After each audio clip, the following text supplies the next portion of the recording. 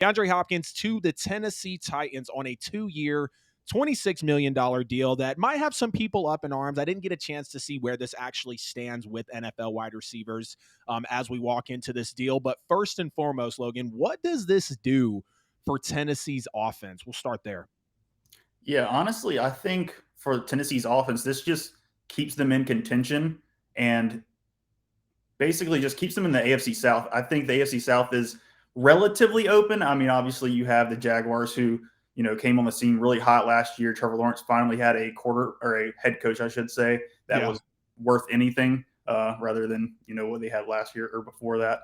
Pretty rough there. But I think this just puts them square in the mix in the AFC South. Obviously the Colts are a team they're trying to get on the rise here. They got their QB of the future potentially. Right. But I mean, the Houston Texans also did too, but I don't know if they're on the same track as well. Yeah. Yeah, I think this just puts them squarely in position to compete in the AFC South. Yeah, competing in the AFC South, I feel like that might be tough for Tennessee. Bringing in DeAndre Hopkins, it does definitely give them more excitement to a team that I thought was one of the most bare offenses in the NFL. And Mike Vrabel is a great coach. We know he's going to get the most out of his players. But more than anything for Tennessee, this gives them a veteran wide receiver who has been successful really with any quarterback in his career. You look at whether it was Deshaun Watson, I believe Brock Osweiler was in there at one point. Had a Kyler Murray who was good for a little bit while he was throwing to him, but we kind of saw that fall off of Kyler Murray, unfortunately, and even with him being one of my favorite players in the league. And even at D Hop's peak, he's shown that he's proven to be one of the best in the league, if not at least a top 5 wide receiver. And I want to put this out there for everyone that I know watches the channel, watches the show. I had a really awful prediction for the Tennessee Titans. We're going to get into some AFC West record predictions later on too. Couple weeks ago, I think it was about a month ago or so, I said, look, I don't see a lot with this Titans team. I know they have a good, solid defense. I understand Mike Vrabel's there, but what's up with the quarterback situation? What's going on with this total offense? And I dubbed them as going 2-15 for the year.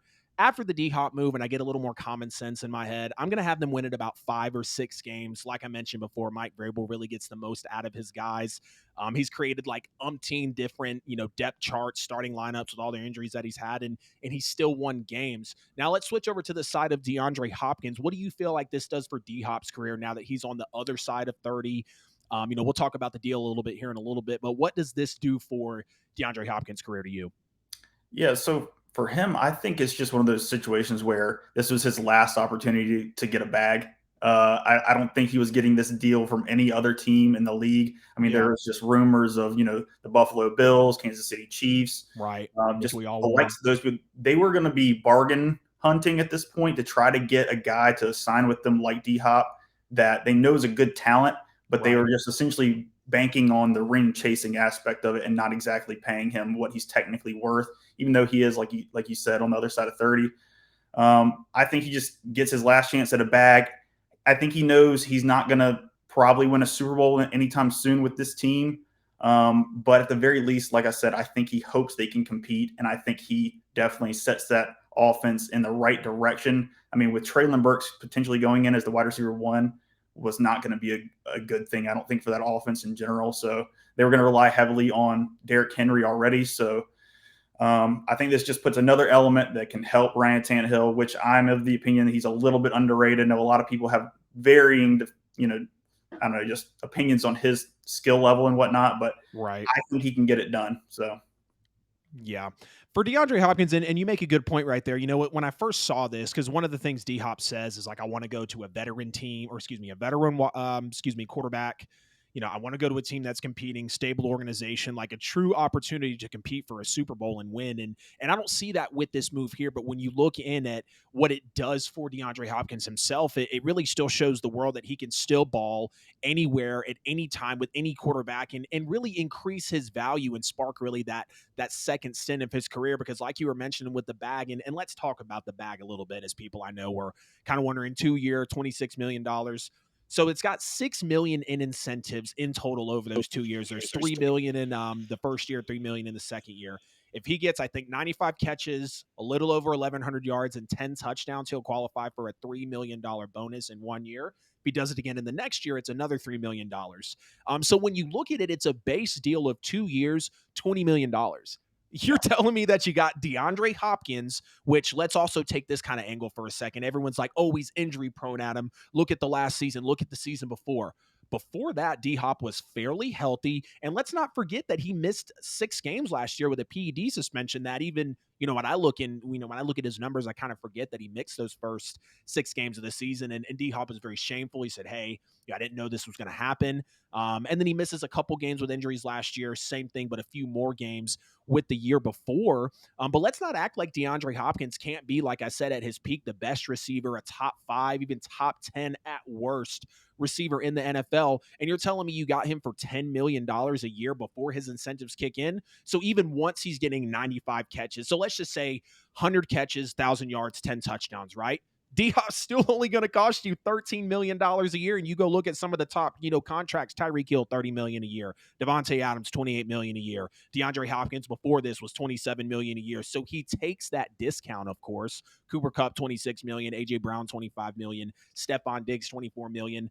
He can contend with any of those guys. He can be in the types of conversations with any of those wide receivers. So when you look at how, okay, Tennessee, a lot of people aren't really thinking, most of you, like you said, some people underrate Ryan Tannehill. It feels kind of a lightning in the bottle situation for me. When Baker Mayfield a few years back got him to the playoffs and really hasn't been, anything since. But let's talk about, now that we're past the bag, why this could or couldn't possibly make sense. But of course, the guest will go first here. Does this or doesn't it make sense to you with D-Hop choosing the Tennessee Titans as, the team to go play for?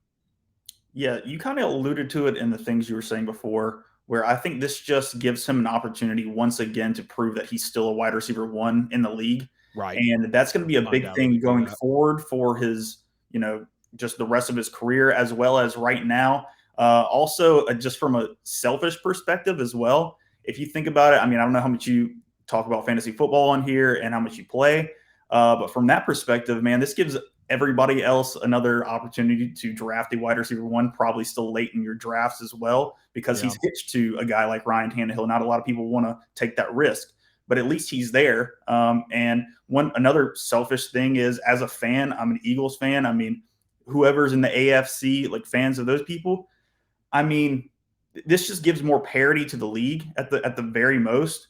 And Right. so you're not having to deal with DeAndre Hopkins hopping on a Chiefs team where you think at Right. that point you're like, oh my goodness, they're going to run the whole league. Here You don't they have to go. exactly. You don't have to worry Yeah. about him going to the Bills where they're like, okay, they're probably going to win the AFC now. Like Right. this just gives more parity. I think it's better for the NFL for big time stars to be spread out like this. Right. And I think, I mean, the AFC is already a gauntlet in itself.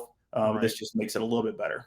Yeah, yeah, definitely. And I hate when I get on these topics and points of why it could or couldn't make sense. But like we said, DeAndre Hopkins goes on I Am Athlete podcast and he even tweets out, I'm not going to stop balling until I'm not 1,000-yard receiver anymore. And then he says, I don't want to go to uh, a rookie QB room or a rookie quarterback. I want to go to a veteran. He named his top teams. He named his top players.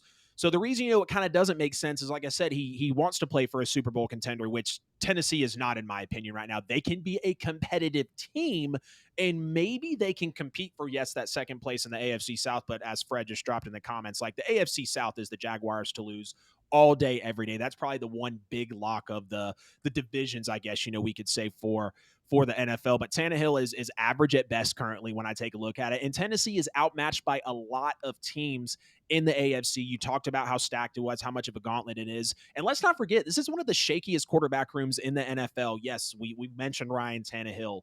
They had Malik Willis, who they bought in on for about 2 minutes, and then they went and drafted Will Levis. And there's just a lot of question marks in this quarterback room. It's one of the shakiest in the league. But let's look at the reason as why it could and would make sense for DeAndre Hopkins. He's 31 years old. He might only get one more decent contract once he's at that 32, 33-year-old age after the stint in Tennessee. Maybe they keep and want to stay here. But he's going to get a lot of attention, a lot of attention as a number one option here versus a Ravens, a Bills, the Chiefs with Travis Kelce, Ravens with Zay Flowers, OBJ, Mark Andrews, Bills with Stephon Diggs. The Bills probably would have been the best one to be a true number two option, especially with the drama with Stephon Diggs. But here, he's undoubtedly going to be the number one. Maybe Treylon Burks still has enough belief from other people to get D-Hop open, but I was never a crazy person on, Treylon Burks as he is there with with the Tennessee Titans. But Y'all get in the comments. Let us know what you think about DeAndre Hopkins to the Tennessee Titans. Does or doesn't it make sense? I don't think I threw it in here, but I want to see if maybe you got one. I don't think I popped it in there. No, excuse me. I might have popped it on your lineup when I emailed it over. If you can, do you possibly have a rough stat line for DeAndre Hopkins with the Tennessee Titans this year?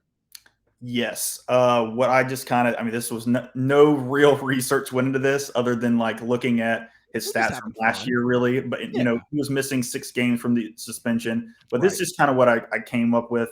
It was 101 receptions, 1,103 yards, and 7 TDs. Nice. Yeah. 101 catches, 1,100 yards. You said 7 TDs. Yes, sir. So it sounds like you've got him earning 2 of the 3 million in incentives. I think if he got to 7 touchdowns, it was like 750 grand. They take it up in increments of a quarter million. Yeah, I'm going to say 100 catches for sure because he's going to be that number one option. Mhm. I feel like I'm going to fall maybe 12 or 1,300 yards somewhere around there. And I think D Hop will have about 8 or 9 touchdowns next year. I'd love to see him be that double digit touchdown guy. If I remember his numbers correctly, I don't believe he's ever been up in that echelon. But again, we know what D Hop can be at his peak. Ryan Tannehill, Malik Willis, Will Levis, whoever the hell is going to be under center for Tennessee under the guard of Mike Vrabel.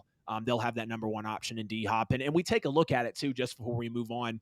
We've had Randy Moss go to the Tennessee Titans at the end of his days. We had Andre Johnson, which people might even not remember was with the Tennessee Titans later in his days. And then Julio Jones, who gets traded over there. They go from Super Bowl hoorah contenders to now Julio Jones is injury riddled over the year.